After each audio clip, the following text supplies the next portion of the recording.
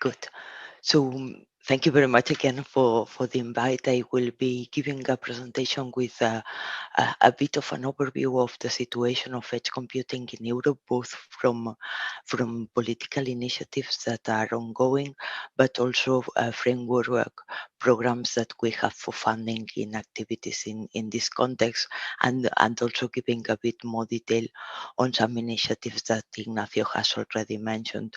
So you most probably, if you follow the activities of the Commission in cloud and software, you are already aware for the last years we have a new paradigm in the EU actions with a set of actions on cloud and edge that are in fact developed with high ambition and coordinated, starting from the European strategy for data that aims to build a single market for data and also highlights specifically the role of edge computing in this strategy. Also, we have the Recovery and Resilience Facility and the Member States Declaration for European Cloud, that all these activities, although typically they use the term cloud, they are including a lot of edge computing in their developments. Also, we have quite ambitious digital decade targets related to edge computing as part of this strategy, and all of this it is developed with the idea of addressing strategic dependencies that have been identified in the field. Going in more detail on what it is in the European data strategy, the ambition it is that Europe is becomes a leading role model for the society, empowering to using data to make better decisions both in business and in the public sector.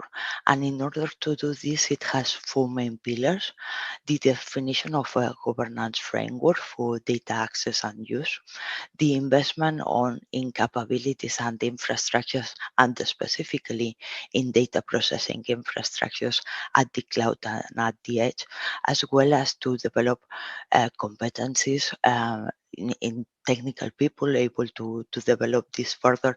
And very interestingly, all in general, but also this step, the development of the European data spaces for crucial economic sectors and domains of public interest. So based on this strategy, the data strategy, it is in fact highlighting the role of edge computing as a crucial opportunity for Europe. I think that the majority of us know that the European cloud market, it is strongly dominated by cloud hyperscalers, and it depends a lot on the figures that you use, the analysis, but an estimation it is that they are holding a 60% of more or less of the market. And also there is the fact that while the European cloud market is growing year after year, the share of the European cloud providers is reducing. So in this context, it is understood that edge computing can be a very significant opportunity to overcome this situation.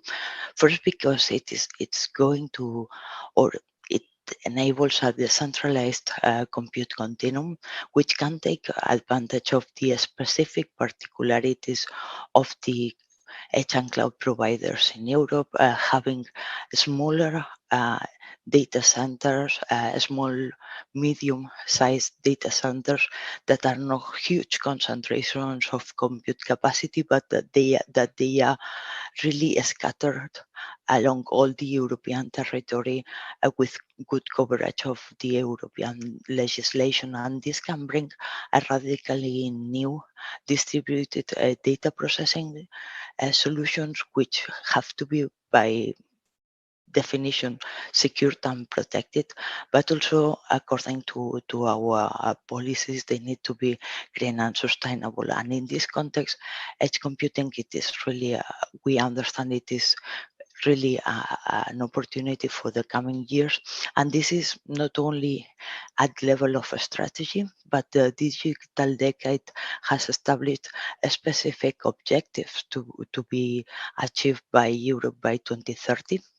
This is to have more than 10,000 edge nodes deployed across Europe in that year, in order that all industries of all sizes, of all sectors, they have the capacity to access data processing services in proper latency times, so they can accelerate multiple business models.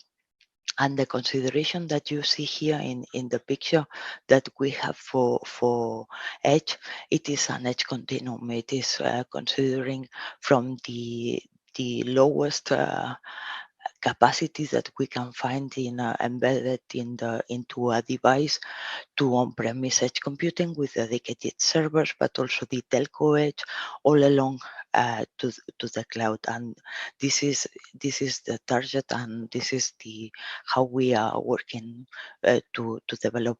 And in order to support that this really happens, the European Commission is putting a number of funded programs in place with different approaches. Horizon Europe, which is long-term research, it is futuristic development for in a time frame of 5, 10, or even more years. And then we have programs that are more for the deployment of capacities.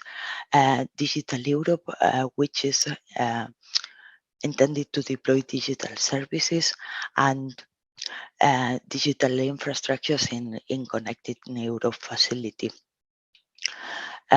Here, just for you to have an indication of which is the type of developments that we have in each program.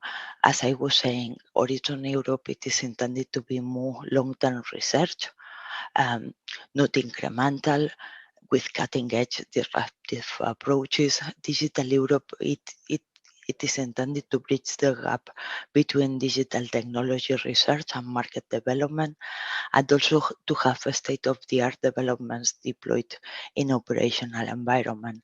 And last but not least, Connecting Europe facility aims to support and catalyze both public and private investments in digital connectivity infrastructures, including 5G deployments, in which edge computing have a very important role.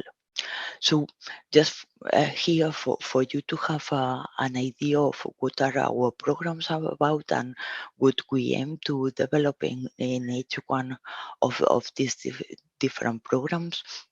In Horizon Europe, the more long-term research, we are looking at developing cloud and edge new hardware designs, which are specifically focusing on the energy efficiency. Also, middleware for large cloud continuum ecosystem, considering end-to-end data pipelines. We are looking at advanced end-to-end intelligent orchestration systems across the compute continuum, and also for more practical implementations of pilots for smart IoT. At the level of Digital Europe, the main focus of the development, it is the development of the federated European marketplace. Also, the implementation of what we call the smart middleware, a reference implementation of federated cloud and edge, which is an open source software stack, and then to have deployments, large-scale deployments of this smart middleware in key application sectors, overall with the idea of increasing the density of edge deployments. And last but not least, in Connecting Europe facility, the focus is going to be on increasing again the density of edge and cloud deployments, but also to have a specific deployment of networks or backbone networks to federate edge and cloud sites all across Europe. I want just to focus perhaps a bit on the role of the smart middleware that we intend to build as a public procurement in the coming years. This smart middleware for European Cloud Federation and for the European data spaces, it is intended to be a full stack uh, middleware, so considering across edge and cloud deployment, it is intended to be the baseline for the European common data spaces. So it is going to be a common layer that all the European data spaces that we will fund as part of Digital Europe will be using. So to not to reinvent the wheel and develop um, common similar functionalities in different places. This will be the role of the smart middleware.